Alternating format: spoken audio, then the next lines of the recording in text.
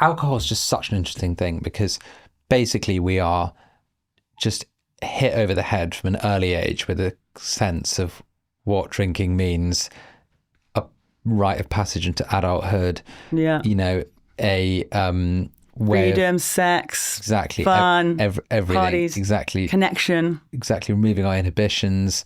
You know what it means to connect with your, you know, the lads at the pub or exactly. I think we were taught in culture that was alcohol that did that. And I think what's happening in culture now is that people are realizing it's actually spaces or it's music or it's the vibe that can actually do that. And that's sort of the shift that we're seeing is, you know, before like alcohol was the connector, but now it's experiences around it that are the connector. And I think that's, people are starting to realize that. And I think Lucky Saint's done a really good job at being the pioneer of that kind of thinking.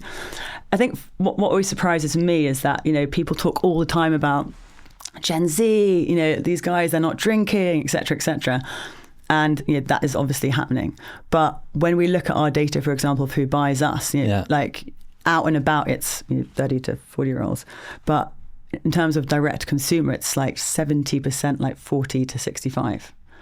And actually the older part of the spectrum is probably like the ones that are buying more and drinking it more frequently. So for me, it's like, and I think, you know, other brands have had experiences similar to that in our space. And I think, you know, even though those older consumers are traditional and like a lot of them will be like, oh, I'm not going to drink an alcoholic drink. There are a huge number that are like, actually, I'm getting older. I don't want to be hungover.